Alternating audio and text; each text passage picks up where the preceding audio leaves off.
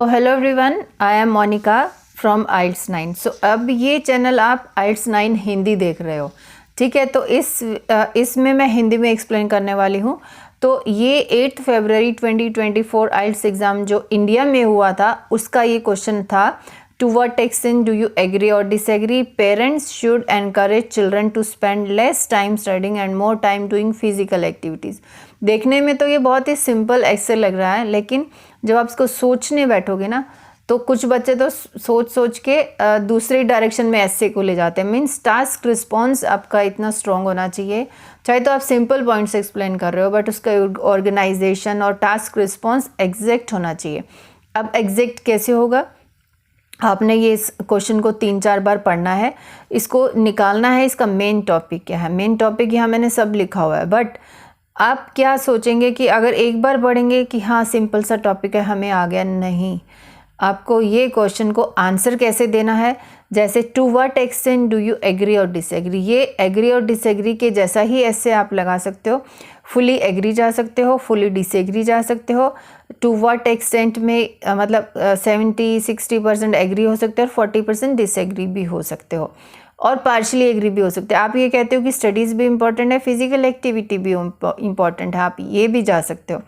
तो अब इसको सब प्लानिंग में, सबसे पहले हम प्लानिंग ही कर रहे थे अभी। तो 4 टाइम्स मैंने इस क्वेश्चन स्टेटमेंट को, मैंने तो अभी एक ही बार पढ़ा है, आप फिर से पढ़ो, स्क्रीन पॉज करो एंड स्टेटमेंट को एनालाइज करो। अब मेन टॉपिक क्या निकाला है हमने कि चिल्ड्रन, पेरेंट्स जो एनकरेज करते हैं चिल्ड्रन को स्टडीज़ और करो या फिज़िकल एक्टिविटी, इसके बारे में बात हो रही है कि स्टडीज़ ज़्यादा, फिज़िकल एक्टिविटी ज़्यादा करनी है इंस्टेड ऑफ स्टडीज़। तो आप अभी एग्री करना है, उसके लिए डिसएग्री करना है, ये आपको ब्रेनस्टॉर्म करना है। तो ब्रेनस्टॉर्म करने के लिए हमें क्या करना है और कितने पॉइंट्स निकालने हैं, तब हम डिसाइड करेंगे कि एग्री करना है या डिसएग्री करना है। पहले आधा मिनट सोच लो कि आपको क्या लगता है कि स्टडी भी इम्पॉर्टेंट है और फिज़िकल एक्टिविटी भी इम्पॉर्टेंट है, तब तो आप जाओगे पार्शियली एग्री। आपको लगता है कि मैं एग्री करता हूँ कि हाँ बच्चों को फिज़िकल एक्टिविटीज़ ज़्यादा करनी चाहिए और लेस टाइम स्टडीज़ पे देना चाहिए, तब तो आप एग्री हो रहे हो। अगर आप कहते हो कि नहीं, स्टडीज़ पे काम ज़्यादा होना चाहिए और फिज़िकल एक्टिविटीज़ कम होनी चाहिए, तो आप डिसएग्री पे जाओगे, ठीक है। और मैंने आपको मेरा नाम बताया, मोनिका, IELTS 9 हिंदी से हूँ। और प्लीज़ चैनल को सब्सक्राइब कर देना, लाइक कर देना और कुछ अच्छा सा कमेंट भी डाल देना, सो डैट कि मेरी भी ग्रोथ हो इस चैनल पे। मेरे को बहुत अच्छा लगेगा, बहुत खुशी होगी आप लोगों की हेल्प करने के लिए। अब पॉइंट्स डिस्कस करते हैं। ऑफ कोर्स मैं आपको वोकैबुलरी भी बताने वाली हूँ अभी, और पूरा ऐसे बताएंगे लिख के कि कैसे लिखा जाता है, ठीक है। अभी चलते हैं। अब ये अगर एग्री होते हैं तो क्या पॉइंट्स लिखने हैं। अब मैंने पेंसिल से लिखा, थोड़ा लाइट हो रहा है, प्लीज़ 1 मिनट के लिए बेयर कर सकते हो। तो एग्री होंगे तो हमारा क्या पॉइंट हो सकता है, जैसे जब बच्चा फिजिकल एक्टिविटीज, देखो ये कह रहा है ना, मोर टाइम ऑन फिजिकल एक्टिविटीज़, तो हेल्दी बॉडी होगी तो हेल्दी थिंकिंग, हेल्दी ब्रेन होगा उसका, और बच्चे का खुद ही मन लगेगा पढ़ने के लिए। Healthy body, healthy thinking, healthy, फिर स्टडी पे खुद ही लगेगा। और फिर सेकंड पॉइंट हम क्या लगा सकते हैं, तो ये सब एक ही पॉइंट, लेकिन हम टेम्पलेट लिख रहे हैं तो टेम्पलेट में एक एक पॉइंट को अलग अलग बना देंगे। तो टीम वर्क भी सीखते हैं बच्चे जब बाहर कोई स्पोर्ट्स खेलते हैं, कोई एक्सरसाइज करते हैं, कोई डांस एक्टिविटी है, कुछ भी टीम वर्क वहाँ लर्न करना होता है।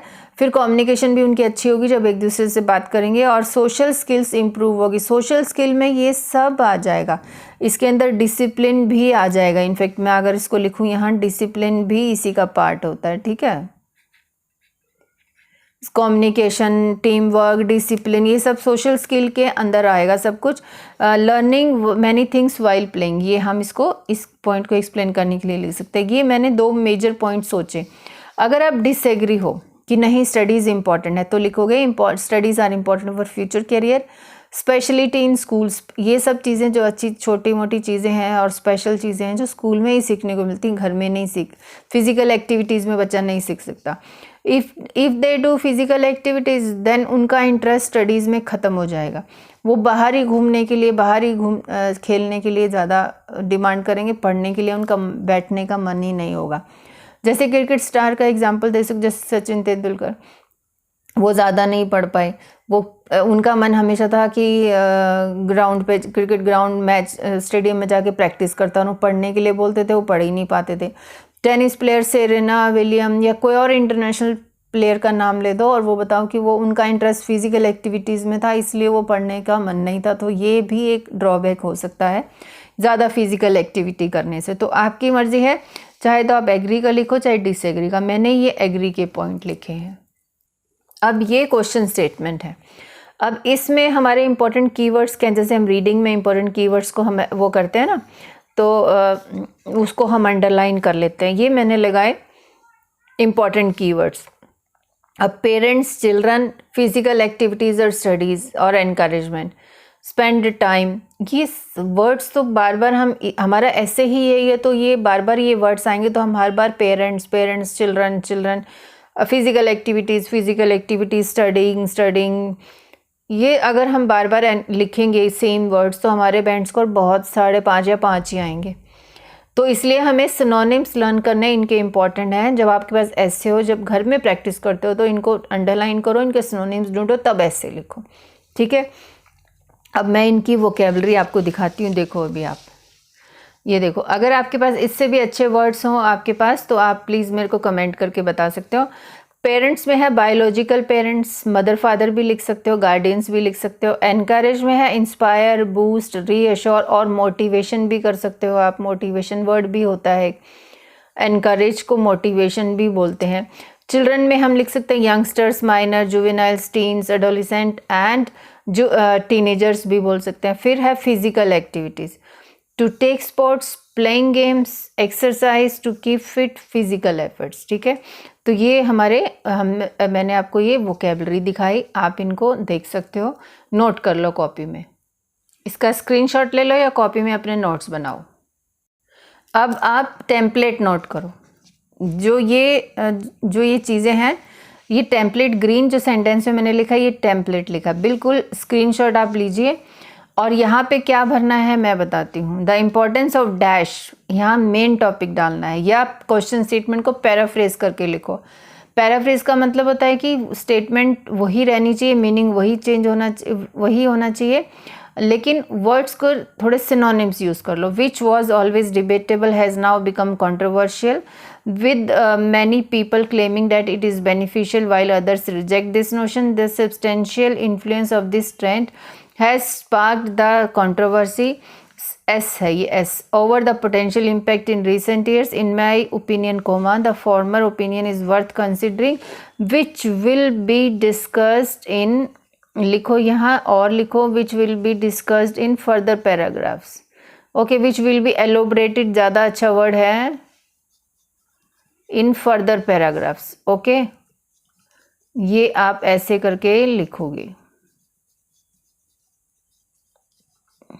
अब यहाँ पे ये टेम्पलेट है, स्क्रीनशॉट ले लो please.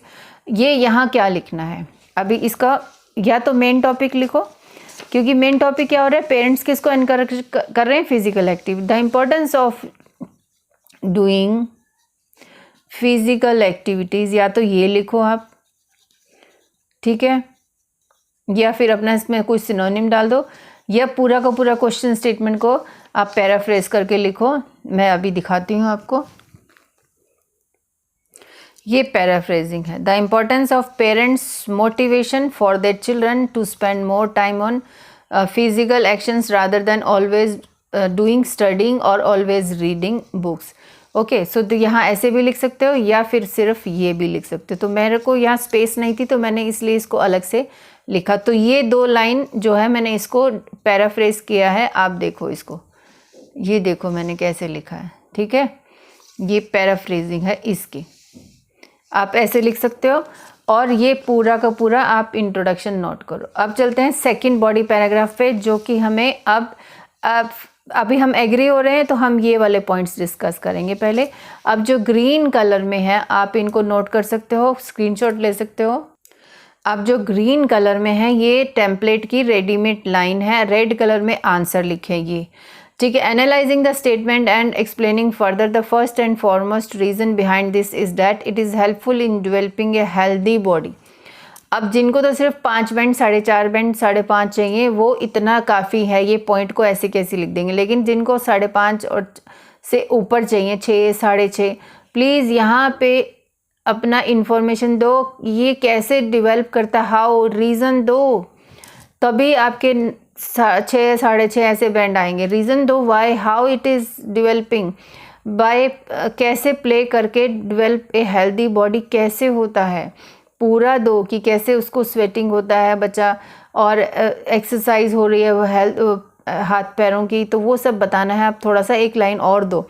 For instance playing sports, football, hockey, cricket and other hide and seek games which is useful in bringing physical strength among juveniles. ठीक है, मैंने तो ये एग्जाम्पल डाल दिया, लेकिन यहाँ पे आपको रीज़न देना है कि ये हेल्दी बॉडी कैसे बनती है फिजिकल एक्टिविटी से। बॉडी की शेप ठीक रहती है, बॉडी का वेट ठीक रहता है, तो ये इसीलिए हेल्दी बॉडी तभी बनेगी ना, क्योंकि बैठेंगे स्टडी करने तो एक जगह, तो फिर ओबेसिटी होती है बच्चों में। तो ये चीज़ आपको एक्सप्लेन करनी है जिनको ज़्यादा बैंड चाहिए। अब second point, healthy thinking and study. Study के बारे में क्या लिखा हमने कि उस हेल्दी बॉडी होगी, हेल्दी ब्रेन होगा, हेल्दी थिंकिंग होगी, तो वो पढ़ने में उसका खुद का इंटरेस्ट होगा। Another striking point in this regard is that these healthy children, जिनकी हेल्दी बॉडी थी, will take more interest in studies and other school activities and physical activities due to healthy brain। ठीक है, ये हुआ हमारा ये वाला ये पॉइंट। अब आगे है categorically discussing, it can not be ignored that the main reason behind this is that when teenagers, यहाँ अगर ये नहीं याद हो रहा है तो यहाँ लिखो मोर ओवर, और फाइनली लिख के comma, finally the another reason behind this is that when teenagers will do more outdoor actions, they would grow their heights as well as healthy mental growth। ये भी लिख सकते हो। ये पूरा हमने तीनों पॉइंट हमने इस बॉडी 1 में हमने एक्सप्लेन कर दिए। लेकिन जिनको ज़्यादा बैंड चाहिए प्लीज़ यहाँ पे एक्सप्लेनेशन थोड़ी और दो आप अपनी। ठीक है, अब सेकंड बॉडी पैराग्राफ पे चलते हैं। अब सेकंड बॉडी पैराग्राफ में देखो आप, ये ग्रीन वाली जो हैं ये हमारी रेडीमेड लाइन है, ये टेम्पलेट्स हैं। So probing ahead one of the main underlying stems from the fact that, इसकी जगह पे आप लिख सकते हो मोर ओवर, तो ऊपर लिखा था तो हम लिखेंगे additionally, admittedly, another underlying reason और stems from the fact that it will develop a team work. देखो team work, it will develop a team work spirit among adolescents. ये कैसे टीम स्पिरिट होगी उसमें, उसको मैंने एग्जांपल में दिया। To illustrate sports like in a cricket game, players have good team work spirit to win the trophy. तो ये मैंने इसका एग्जांपल दिया है। ठीक है, तो ये इसमें कैसे टीम वर्क डेवलप होता है ये पूरा एग्जांपल से हमने एक्सप्लेन किया है। मूविंग फर्दर, ये communication. Moving further, it is pertinent to mention that good communication skills can be developed or learned while discussing the points for the matches and other activities and joint physical activities. You can just write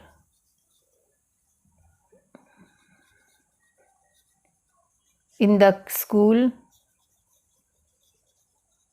or outside। ठीक है, अब ये हो गया communication. अब social skills, more overall social skills including leaderships, good etiquettes will develop. यहाँ discipline भी लिखो आप, discipline, social skills including discipline, leadership quality यहाँ लिखो आप, and good etiquettes will develop while doing any physical activities or while doing some exercise with other children. Apart from the reason mentioned above, तो ये green line है, it can be clearly stated that why many are in favor of this trend including myself। ठीक है, कि ये इसलिए जो mention point है इसकी वजह से it can be clear stated that कितने लोग इसकी फेवर में हैं और मैं भी इसके फेवर में हूँ। अब लिखेंगे कंक्लूजन। कंक्लूजन कैसे लिखना है देखो आप, अभी कंक्लूजन लिखने के लिए ज़्यादा कुछ भी नहीं करना है। ये ग्रीन वाला लर्न करो, ये template IELTS writing task 2 template. In conclusion to the arguments aforementioned above, जो हमने आर्ग्यूमेंट्स ऊपर लिखे हैं, one can reach to a gist that the benefits of biological parents और गार्डियंस लिख सकते हो, motivation to their youngsters to play and do some activities first and then study. ठीक है, आर ग्रेट टू मीन्स हम benefits बता रहे हैं कि ये इसके बेनिफिट ज़्यादा हैं, are great to ignore its disadvantages. ठीक है, according to my opinion it is important. अब ये जो लिखा है ना, ये क्या है, ये रेडीमेड नहीं है, ये तो आपको क्वेश्चन के अकॉर्डिंगली.